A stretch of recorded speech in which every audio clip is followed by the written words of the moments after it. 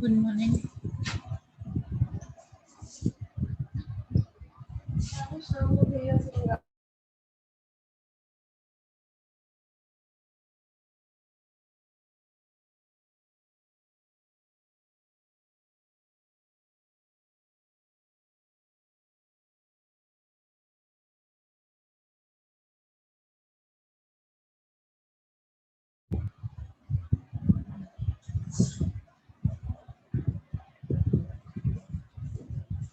Let's wait for one more minute, 1 or 2 minutes to join others, and then we will start. Okay? There are only 4 participants yet, so we will just wait for 1 more minute for others.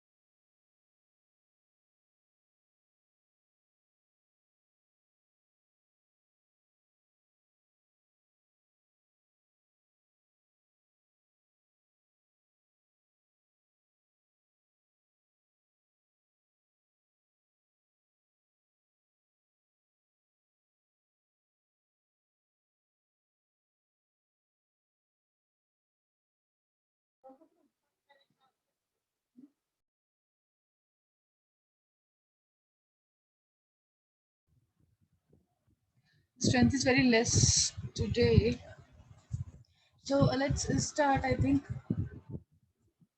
not be wasting more time. I'm going to start today a new topic, which is dividend policy and what are the determinants of dividend policy. So the next topic in our syllabus for module 3 in module 3 would be this dividend and its determinants. I hope I'm audible to everyone and the screen is also visible to everyone clearly.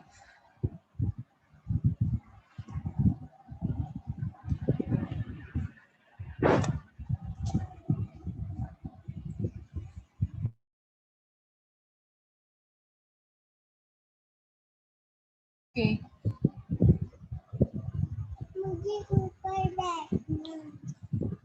So before we understand what is dividend policy, we should know what is dividend.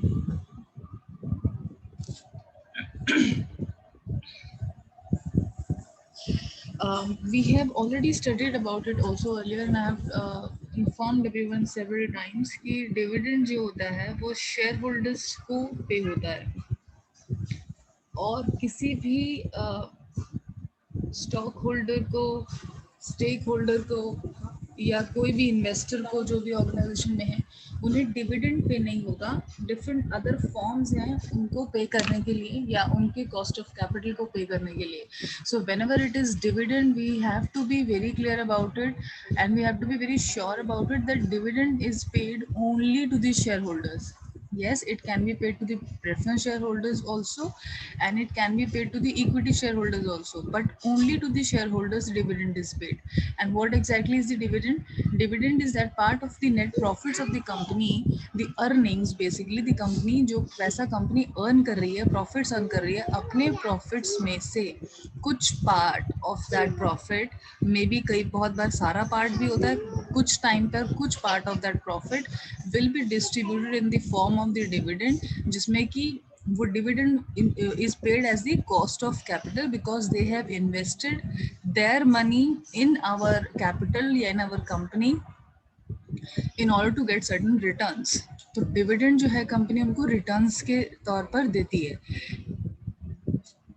If suppose any person who has bought any company's share, so company will on preference shareholders company will assure कि तुमको कितना fixed rate of dividend मिलेगा, और equity share holders क्योंकि उनके पास otherwise बहुत सारे rights होते हैं तो उनको एक फिक्स्ड रेट ऑफ डिविडेंड नहीं मिलता, और सबसे लास्ट में पे होता है सारे एक्सपेंसेस बियर करने के बाद, सारी कॉस्ट्स निकालने के बाद अगर प्रॉफिट बचता है तो वो इक्विटी शेयर होल्डर्स को डिस्ट्रीब्यूट होता है इन the form of dividend.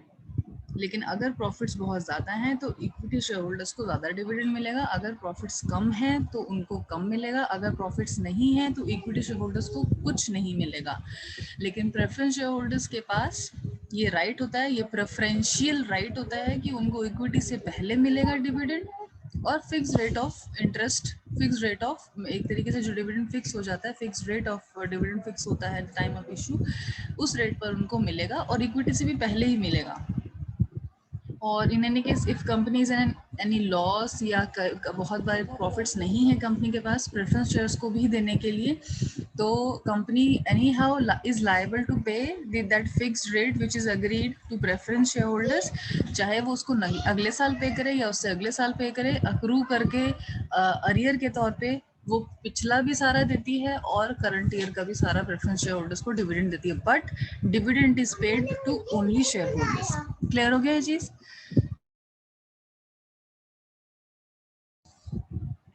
So let's see that what the statement or the definition of dividend says.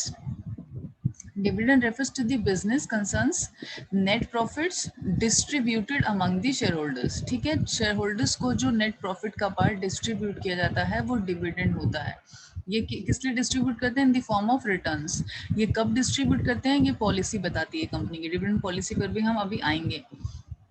Dividend policy में ये डिसाइडेड होता है कि किन इंटरवल्स पे वो डिविडेंड पे होगा, क्वार्टरली पे होगा, एनुअली पे होगा। जनरली अगर कुछ मेंशन नहीं है तो ये एनुअली ही पे होता है, मोस्ट ऑफ द टाइम तो एनुअली ही पे होता है बैलेंस शीट को फाइनलाइज करने से पहले। It may also be termed as the part of the profit of a business concern which is distributed among the shareholders. This statement is also saying the same thing. Now, ICAI, Institute of Chartered Accountant of India, ये ICAI जो एक organization है which is actually giving the degrees to all the CAs also, and it is also providing the coaching classes and everything to the people who are pursuing CAs and all. तो ICAI ने के according dividend कैसे defined है, उन्होंने भी dividend को define किया है as a distribution to share holders out of profit और reserves available for this purpose. अब आउट ऑफ प्रॉफिट और रिजर्व्स, रिजर्व एक और टर्म इन्होंने यूज कर दिया इसमें। रिजर्व्स क्या होता है, हम ऑलरेडी रिटेन्ड अर्निंग्स बहुत बार पहले पढ़ चुके हैं। Those retained earnings are called reserves. कुछ पैसा कंपनी अपने रिजर्व में सपोज पिछले साल रखा था, इस साल कोई प्रॉफिट नहीं हुआ, उन्होंने पिछले साल वो पैसा रिटेन किया था, those earnings were retained, but that retained earnings were there maybe for some other purpose, some other use, maybe for further investment in the business or for the expansion of the business or for anything, or to start any new division altogether, किसी भी purpose के लिए रखा हो। और अगर हमें अब इस ईयर में प्रॉफिट नहीं हुआ और हमें अपनी लायबिलिटीज को पूरा करना है, जैसे प्रेफरेंस शेयर्स को, तो हमें फिक्स्ड रेट ऑफ डिविडेंड देना ही पड़ेगा। तो रिजर्व में से भी कंपनी अपना वो पर्पस सॉल्व कर सकती है इन order to pay the dividend. A sum of money paid regularly, regularly मतलब ये नहीं होता कि सिर्फ एक बार पे कर दिया, रेगुलरली का मतलब है year on year, until we have their money, until we are using the shareholders money in our business, we will have to pay them the dividend regularly, maybe year after year, या अगर हमारा quarterly का agree हुआ है तो quarterly ही हम पे करेंगे। So by the time we are using somebody's money, we will have to pay something in the form of the returns to them.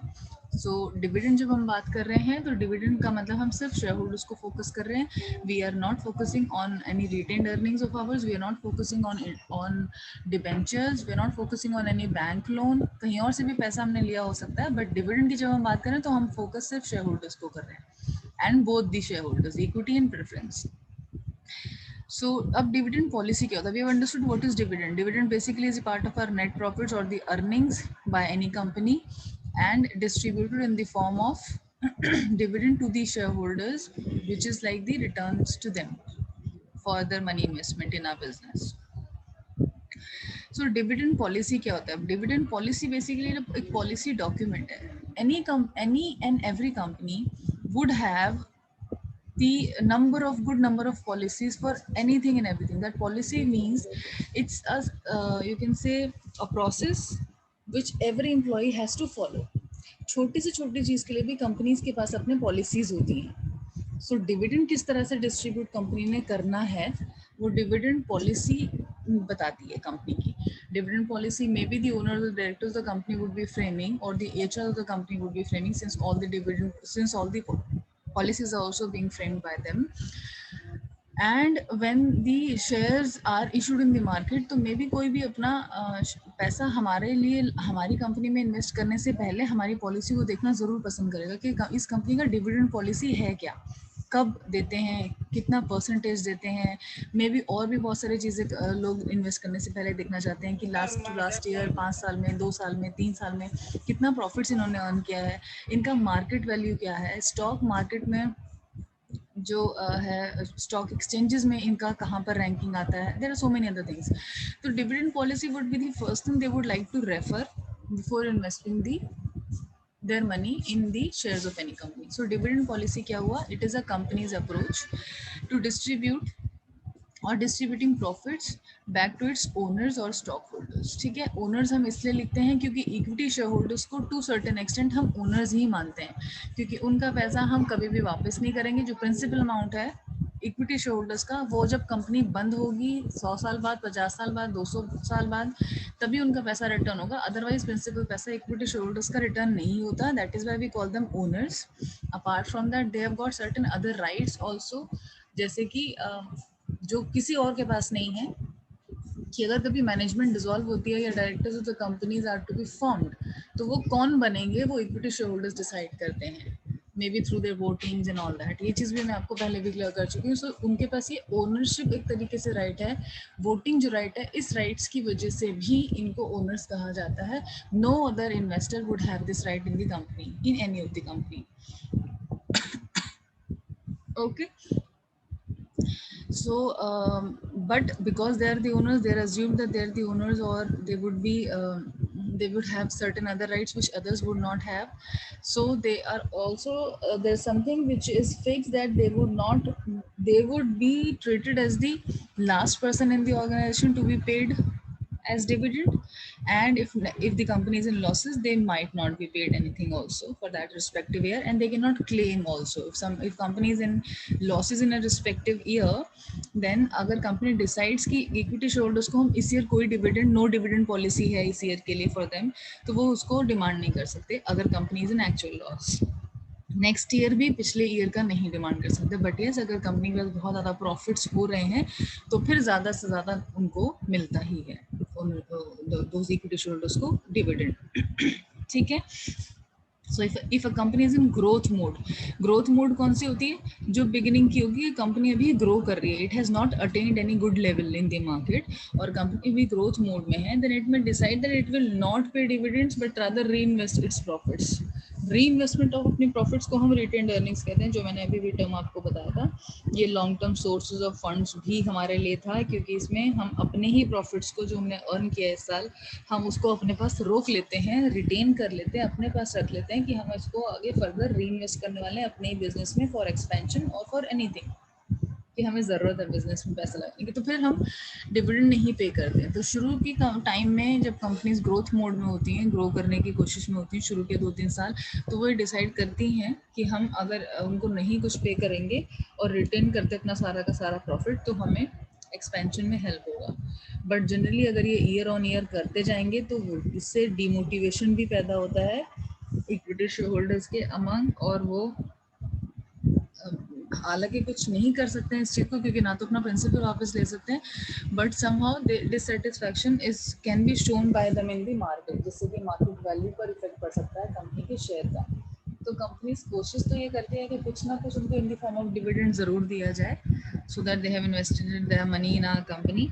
But ज़्यादा पार्ट कंपनीज रिटेन कर लेती हैं अगर वो ग्रोथ मोड में है तो, या कंपनी के पास कोई अलग ऐसा एक्सपेंशन का अगर प्लान नहीं है और बहुत अच्छे प्रॉफिट्स हुए हैं तो वो डिविडेंड को डिस्ट्रीब्यूट भी करते हैं.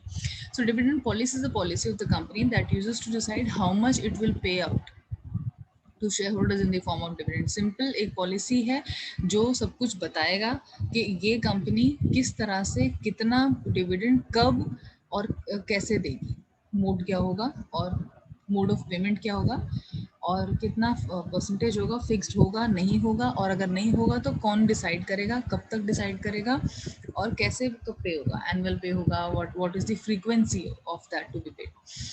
Dividend policy is the financial decision. Anything which is related to money is or funds is financial decision that refers to the proportion of the firm's earning to be paid out to the shareholders. A firm decides on the proportion of revenue. Firm का मतलब यहाँ पर हम company ले रहे हैं. Firm generally हम लिखते हैं because firms are basically the partnership firms. बहुत सारी तरह की ऑर्गेनाइजेशंस होती हैं, सबको हम ऑर्गेनाइजेशंस बोलते हैं. एक आदमी अगर ओनर है, that is sole proprietorship firm. दो पार्टनर्स हैं, 2 3 4 पार्टनर्स बनाकर पार्टनरशिप करके उन्होंने अगर कोई भी ऑर्गेनाइजेशन चला रहे हैं तो that is called partnership firm. When the companies at the big level where they have shareholders, debenture holders, and all of them.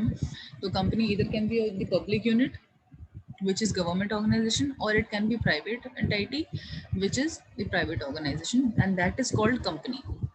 उसके आगे लिमिटेड या प्राइवेट लिमिटेड लगा होता है तो वो कंपनी होती है, अदरवाइज वो फर्म है. अगर उसके आगे लिमिटेड या प्राइवेट लिमिटेड नहीं लगा तो जनरली एट टाइम्स कुछ लोग नहीं लगाना पसंद करते हैं, तो वो पार्टनरशिप फर्म अगर स्टार्ट कर रहे हैं तो देन इट मीन्स कि उनके ओनर्स दो तीन जितने भी जो भी हैं अग्रीड पार्टनर्स हैं फॉर दी डिसाइडेड प्रोपोर्शन के लिए. तो कोई भी फर्म या कोई भी कंपनी जो डिसाइड करती है कि हम कितना पोर्शन अपने रेवेन्यू का, अपने अर्निंग्स, बिजनेस अर्निंग्स का हम डिस्ट्रीब्यूट करने वाले हैं शेयर होल्डर्स को, that is basically a dividend policy is. ये छोटा सा डायग्राम जो साइड में आपको दिख रहा है ये भी हम देख लेते हैं, although we will study that in detail later on also. Types of share, equity preference हो गया, दो ही types of shares are there. Mode of payment, dividend का कैसे होगा, कैश के फॉर्म में भी दे सकते हैं, स्टॉक के फॉर्म में भी दे सकते हैं, bond, property, whatever we want, composite. Type of payment, interim, regular, special.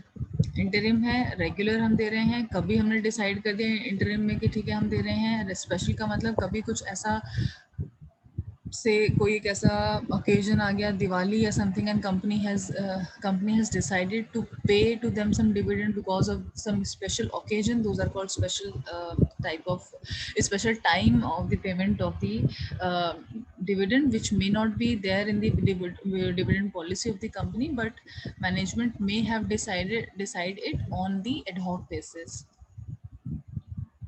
अब ये 4 तरह की डिविडेंड पॉलिसी है. कोई भी कंपनी के पास डिविडेंड पॉलिसी तो ज़रूर होगी. अब वो या तो रेगुलर डिविडेंड पॉलिसी पर जा सकते हैं, या second kind is of stable dividend policy पर जा सकते हैं. इररेगुलर डिविडेंड पॉलिसी भी होती है और एक नो डिविडेंड पॉलिसी होती है. Policies can be changed by the management from time to time. Generally company के पास बहुत ज़्यादा टाइम नहीं होता, कंपनी में ऐसे लोगों का इतने लोग नहीं होते हैं which will keep changing the policies all the time. So we whatever policy we make, we focus that it should be for the long term.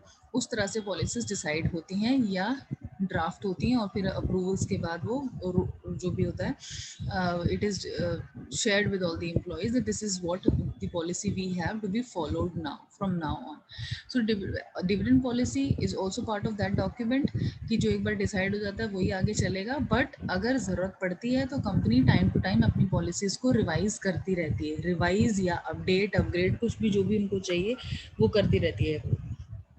But that again has a process. It doesn't mean कि कल कुछ policy थी आज कुछ policy हो जाएगी. एकदम से पॉलिसीज भी चेंज नहीं होती, एकदम से इफेक्ट में भी नहीं आती. It has got a long process.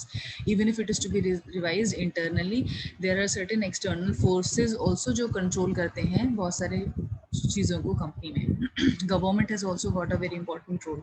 So dividend policy, इन चारों में से क्या क्या पॉलिसीज़ हैं जो हैं ये चारों टाइप्स, हम ये देख लेते हैं एक बार. उसके बाद हम डिटर्मिनेंट्स पढ़ेंगे.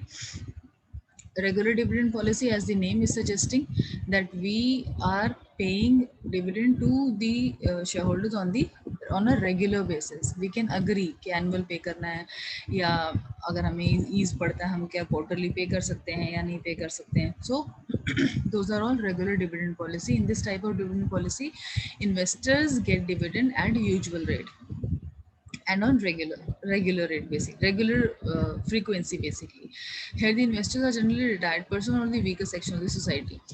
क्या होता है कि जो कंपनीज रेगुलर डिविडेंड पॉलिसी रखती हैं वहाँ पे कौन लोग ज़्यादा इन्वेस्ट करना पसंद करते हैं, जो रिस्क ज़्यादा नहीं ले सकते. जिसके पास रिस्क लेने के लिए, और रिस्क कौन पर्सन ले सकते हैं, जिनके पास की बहुत सारे मोड्स ऑफ इनकम है या सोर्सेज ऑफ इनकम है, बहुत सारे, एक से ज़्यादा सोर्स ऑफ इनकम है।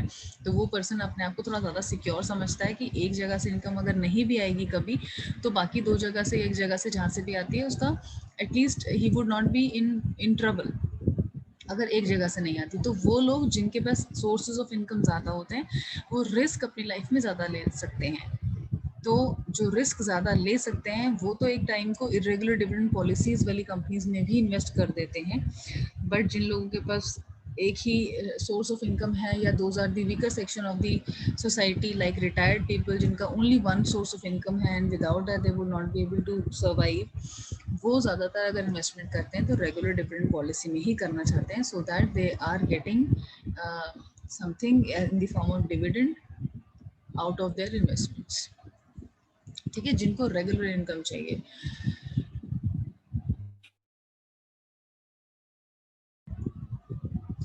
इसके और स्टेबल डिविडेंड पॉलिसी के कुछ एडवांटेजेस हैं जो ऑलमोस्ट सेम है।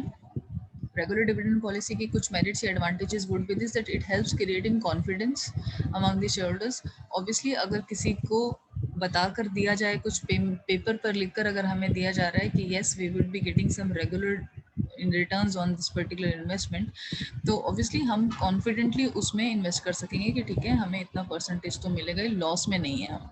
वहीं पर अगर कोई दूसरा पर्सन या दूसरा ऑप्शन हमारे पास है इन्वेस्टमेंट का जिसमें कि लिखा होगा कि it is depending on the market risk, कि मार्केट डाउन होगा अप होगा, कोई फिक्स नहीं है, तो वो हमारे लिए ज़्यादा रिस्की होगा और हम उतना कॉन्फिडेंटली उसमें इन्वेस्ट नहीं कर पाएंगे। और rather we will do some more R&D research करेंगे मार्केट के लिए, पुराना ईयर्स का देखेंगे, उस पर्टिकुलर जहाँ पे इन्वेस्टमेंट हम कर रहे हैं वो इन्वेस्टर जो मांग रहा है पैसा उसके बारे में स्टडी करना चाहेंगे, सो कॉन्फिडेंस नहीं आता। रेगुलर डिविडेंड पॉलिसी से investors have got that confidence to invest.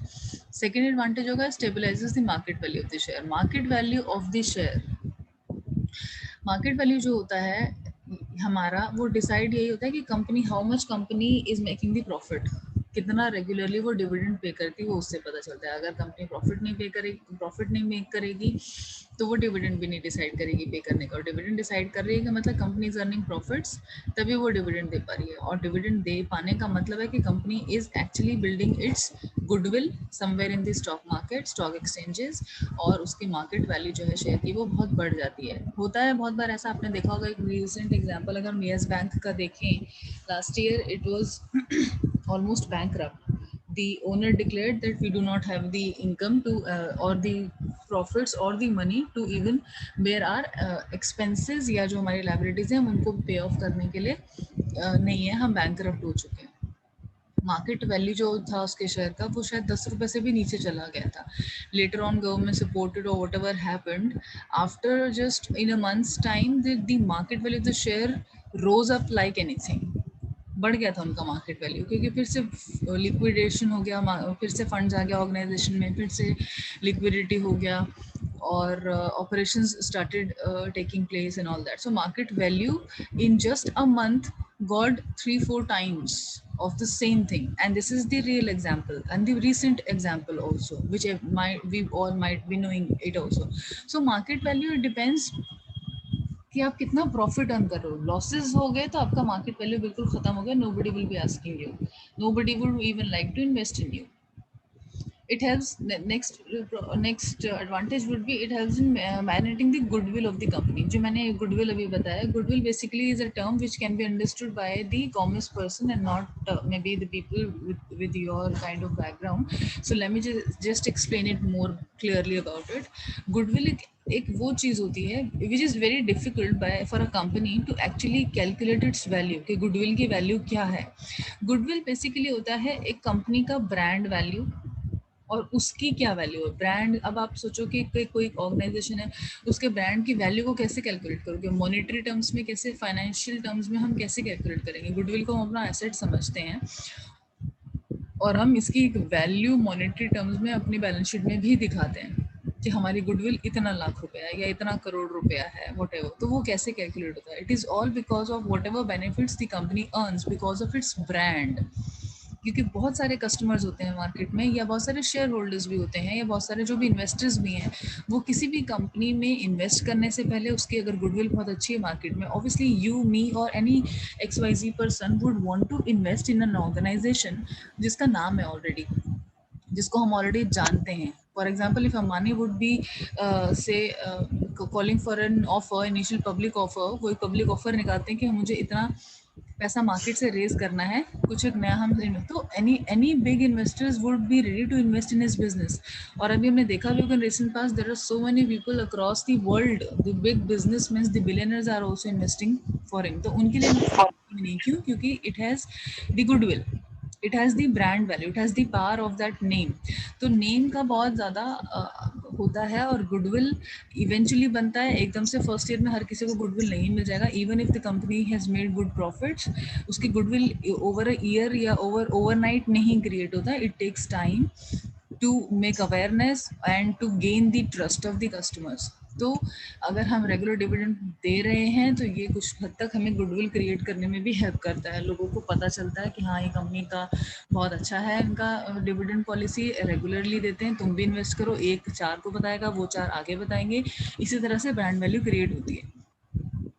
ठीक है. We would also want, we also as a person या एज अ कस्टमर और एज अ क्लाइंट, हम लोग ब्रांडेड लोग चीज़ों को खरीदना ज़्यादा पसंद करते हैं, rather than we go for the local products जिसका कि गुडविल नहीं है कोई भी मार्केट में. अभी वही प्रोडक्ट का अगर मार्केट में ब्रांड वैल्यू बन जाए, नाम हो जाए किसी कंपनी का, उसका भी कुछ ना कुछ ऐसा क्रिएट हो जाए, तो हम शायद वो प्रोडक्ट भी फिर एक्सपेंसिव लेने के लिए रेडी हो जाए. So it is all about goodwill.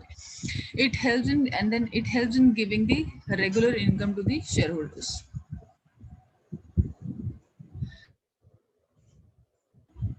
ये सेल्फ एक्सप्लेनेटरी है कि रेगुलर डिविडेंड पॉलिसी जो है रेगुलर इनकम दे रहा है शेयर होल्डर्स को. ये सारे एडवांटेजेस हो गए रेगुलर डिविडेंड पॉलिसी के.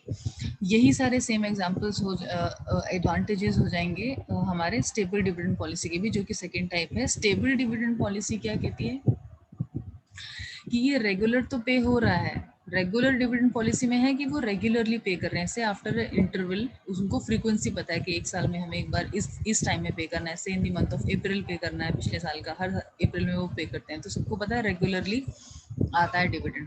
जैसे एम्प्लॉयज होते हैं, सैलरीज उनको एक फिक्स डेट पर अग्री हो जाता है कि इस डेट पर आएगी. So they are all agreeing to it. वो अपने फर्दर कमिटमेंट्स, चाहे वो शेयर होल्डर्स हो, एम्प्लॉयज हो, जिनको भी पैसा कंपनी से मिल रहा है, वो फर्दर अपनी लाइफ के कमिटमेंट्स इजीली कर पाते हैं, because they know that okay this is the regular thing.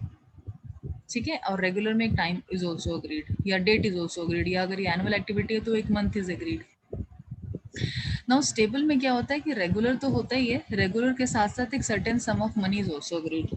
Stable dividend, वो डिविडेंड पॉलिसीज ऑफ फर्म के ऊपर डिपेंड करता है कि वो स्टेबल डिविडेंड पॉलिसी में क्या कुछ एक minimum certain money, amount of money को भी अग्री करना चाहते हैं अपने शेयर होल्डर्स के लिए कि तुम्हें इतना तो मिनिमम मिलेगा ही मिलेगा. अगर ज़्यादा प्रॉफिट अर्न करेगी कंपनी तो इक्विटी को हम ज़्यादा भी दे देंगे, लेकिन मिनिमम इतना तो मिलेगा ही मिलेगा कुछ हद तक. So there are certain companies which do this also in order to gain trust of the equity shareholders, क्योंकि जनरली इक्विटी शेयरहोल्डर्स में share holders initially growth rate पर, जब कंपनी ग्रोइंग स्टेज पे है तब नहीं इन्वेस्ट करना पसंद करते, क्योंकि वो सोचते हैं अगर कंपनी ने मना कर दिया कि हम डिविडेंड नहीं पे करेंगे तो हमें तो कुछ नहीं मिलेगा, रादर हम कहीं और अपना पैसा इन्वेस्ट कर लें, बैंक में भी रखेंगे, थोड़ा बहुत हमको इंटरेस्ट मिल जाएगा. सो वहाँ पर company stable dividend policy opt करने की कोशिश करती हैं, और उनको बोलती हैं कि हम मिनिमम तुमको सपोज 5%, 3%, 2%, जो भी कंपनी का होता है अपना क्राइटेरिया, उसके बेसिस पर, उनके बेसिस पर वो सोचती हैं कि हम इनको मिनिमम एक अग्री कर देते हैं सर्टेन सम ऑफ मनी, और रेगुलरली हम पे करेंगे, ये भी अग्री कर देती हैं. लेकिन अगर ज़्यादा प्रॉफिट्स होंगे तो we may increase it to something, but minimum you will get something. That will also be depending upon company to company. Otherwise there are no forces कि उनको ये बोला जाए कि तुम इक्विटी शेयरहोल्डर्स को भी फिक्स्ड अमाउंट ऑफ डिविडेंड दो ही दो. It is not necessary. तो इसकी भी एडवांटेजेस सेम है जो उसकी थी. रेगुलर और स्टेबल दोनों की एडवांटेजेस सेम हो गई. गुडविल क्रिएट करता है, मार्केट वैल्यू अच्छा होता है अगर हम दे रहे हैं तो, कॉन्फिडेंस लोगों में रहेगा ही अगर हम उनको बता रहे हैं कितना मिलेगा, कम मिलेगा. तो फिर रेगुलर का मतलब हो गया, जैसा कि नाम ही सजेस्ट कर रहा है कि रेगुलरली कुछ भी नहीं है. दे भी सकते हैं हम, नहीं भी दे सकते हैं, will depend on the profits of the company. और प्रॉफिट हमें नहीं पता क्योंकि फ्यूचर में होगा, कुछ नहीं पता मार्केट कितना अप अच्छा होगा, कितना हम अच्छा काम कर पाएंगे, जो हमने प्लान रखा है किया है क्या हम उसको उतना अच्छे से एग्जीक्यूट या इम्प्लीमेंट कर पाएंगे। तो वहाँ पर कंपनी इरेगुलर डिविडेंड पॉलिसी रखती है। और ये कब कब होता है, जब कंपनी के पास कुछ सर्टेनिटी नहीं है अर्निंग्स की, या हर साल उनको प्रॉफिट अर्न नहीं होता। क्योंकि बहुत सारी ऐसी ऑर्गेनाइजेशंस होती हैं, अब आप सोचोगे कि अगर हर साल प्रॉफिट अर्न नहीं होता तो फिर वो रन ही क्यों कर रही हैं। But there are certain natures which can say the nature of the company decides कि हमें irregular रखना है या क्या करना है। क्यों? क्योंकि uncertainty of earnings, ऐसा बहुत सारी ऑर्गेनाइजेशंस ऐसी होती हैं जो कि अपना एक ऐसा प्रोडक्ट बना रही हैं जो कि बन के तैयार एक साल में ही नहीं होता। It takes years and years। जैसे रियल एस्टेट है, they are making big buildings and the flats and all those things which obviously will not be completed in 1 year's time. और जब वो 1 years के टाइम पे उनका फिनिश प्रोडक्ट ही नहीं बन रहा है, तो फिनिश प्रोडक्ट जब तक नहीं है जो हम सेल करेंगे मार्केट में, तो हमें कहाँ से प्रॉफिट्स अर्न होंगे। जब हमने बेचना ही प्रोडक्ट को शुरू नहीं करा तो अर्निंग्स कहाँ से होंगी। लेकिन ऐसी ऑर्गेनाइजेशन का नेचर ऐसा होता है कि जब वो अर्न करेंगे तो जितने सालों कई सालों का जो प्रॉफिट्स है वो इकट्ठा एक साथ अर्न हो जाता है। तो अर्निंग्स एक साथ बहुत ज़्यादा ह्यूज अमाउंट में होती हैं। लेकिन क्योंकि रेगुलर अर्निंग्स नहीं है, कि ज़रूरी नहीं कि इक्वल अमाउंट ऑफ मोर और less equal amount of earnings उनको हर साल मिलेगा, तो वहाँ पर वो इरेगुलर डिविडेंड पॉलिसी वो कंपनीज ऑप्ट करती हैं कि हमें हर साल तो अर्निंग्स होंगी नहीं, लेकिन जिस साल होंगी उस साल हम इतना पे कर देंगे कि हाँ, हमने अगर पिछले 4 साल 5 साल में नहीं दिया तो हम टोटल एक साथ ही पे कर देंगे। सो एक तो वहाँ पे होता है रेगुलर पॉलिसी जहाँ पर कि सर्टेनिटी नहीं है अर्निंग्स की, या फिर कंपनी के पास लिक्विड रिसोर्सेज की कमी है, उसके पास पैसा सच में ही नहीं है देने के लिए, या वो लॉसेज में है, मे बी कंपनी उतना सक्सेसफुल बिजनेस नहीं है, वो तब इरेगुलर डिविडेंड होता है। या company sometime is afraid of giving regular dividend also.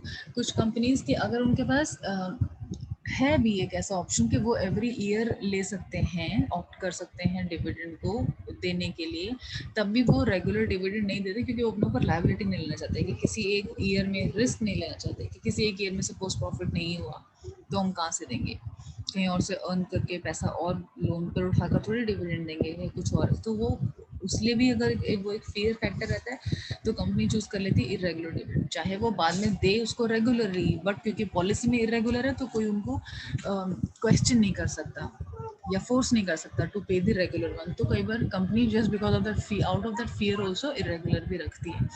Fourth is no dividend policy. Company may use this type of dividend policy due to the requirement of the funds for the growth of the company or the working capital requirement। Working capital होता है routine या short term के लिए जो हमको पैसा चाहिए होता है, शॉर्ट टर्म के एक्सपेंसेस को मीट करने के लिए जो पैसा चाहिए होता है। यानी कि कंपनी जब रन कर रही है तो कुछ ना कुछ एक्सपेंसेस छोटे मोटे जो होते ही हैं रेगुलर बेसिस के, मंथली बेसिस या डेली बेसिस पे, वो वर्किंग कैपिटल होता है कि इतना तो हमें लिक्विड अपने अपने बिजनेस में रखना ही है, कि इतना पैसा हमको एक्सपेंसेस में चाहिए होता है। ऐसे हमें सैलरीज के लिए चाहिए, या हमें हर मंथ में कुछ अपने बिल्स पे करने हैं जो कंपनीज के होते हैं, तो वो सारी चीज़ों को जो डिनोट करता है वो वर्किंग कैपिटल मीट करता है इन सब रिक्वायरमेंट्स को, जो कि लॉन्ग टर्म की नहीं है बट शॉर्ट टर्म की है। ठीक है। या फिर कंपनी जब डिसाइड करती है कि उसको ग्रोथ करनी है और वो अपना सारा का सारा पैसा रिटेन करके किसी एक बड़े नए प्रोजेक्ट में लगाने वाली होती है, तब भी company no dividend policy opt करती है और वो बोल देती है कि ठीक है, we are not distributing dividend this year and the reason is so and so, that we are deciding to expand our business or to start a new business। May be हमने यूएस में एक बहुत बड़ा कोई business अपना branch start करना है, कोई एक अपना स्ट्रेटेजिक बिजनेस यूनिट एसबीयू हमने दूसरी स्टेट में लगाना है जो कि बहुत बड़े लेवल पे होगा, जहाँ पे हमको एक साथ बहुत सारा स्टाफ चाहिए होगा, बहुत सारी मशीनरीज इंस्टॉल करनी है, कुछ भी हो सकता है, कुछ भी। तो वो एक बहुत बड़ी चीज़ अगर कंपनी को ज़्यादा डिसाइड करती है कि करने वाली है, तब भी company no dividend policy opt करती है कि हम कोई डिविडेंड नहीं देंगे और ये पैसा जो प्रॉफिट्स का है ये हमारी अपनी बेटरमेंट के लिए हो रहा है। क्योंकि कंपनी अगर ग्रो करेगी तो अल्टीमेटली अगले साल 2 साल उसका इम्पैक्ट उनकी कैपिटल पर आएगा ही आएगा, और प्रॉफिट जो है अगर ज़्यादा होगा तो उनको फिर ज़्यादा डिविडेंड मिलने के भी चांसेस रहते हैं। सो नो डिविडेंड पॉलिसी होता है may be for that particular year और 2 years, बट अल्टीमेटली वो शेयर होल्डर्स को बेनिफिट ही देगा। अगर ज़्यादा प्रॉफिट होगा तो सभी लोगों को इकट्ठा बेनिफिट होगा।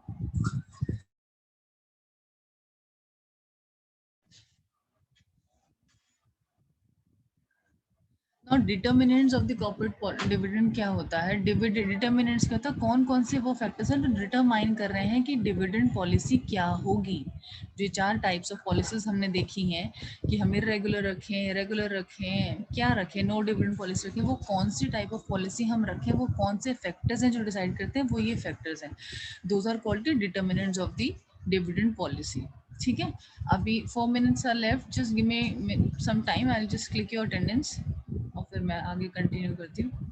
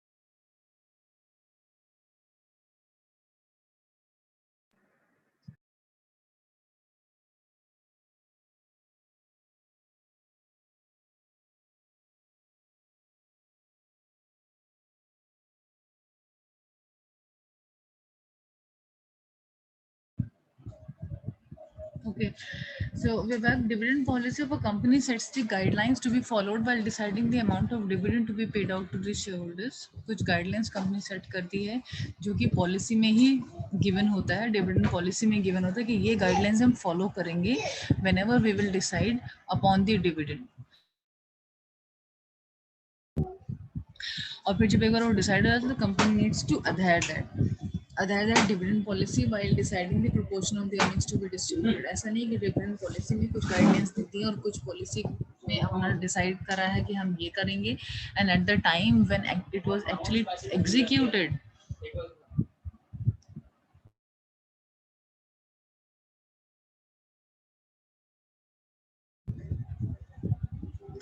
सो company has to adhere that also. Adhere means that company को ये चीज़ फॉलो करनी भी पड़ेगी फ्यूचर में। अगर उसने कुछ पॉलिसी में अपना डाल दिया है कि this is to be followed in future, then when actually the distribution time would come, they would also have to follow that different policy guidelines and distributed according to the policy thing only, policy details. So there are various types of dividend policies: regular, stable, constant, irregular. ये हमने पढ़ लिया है। Company needs to analyze certain factors before framing their dividend policy.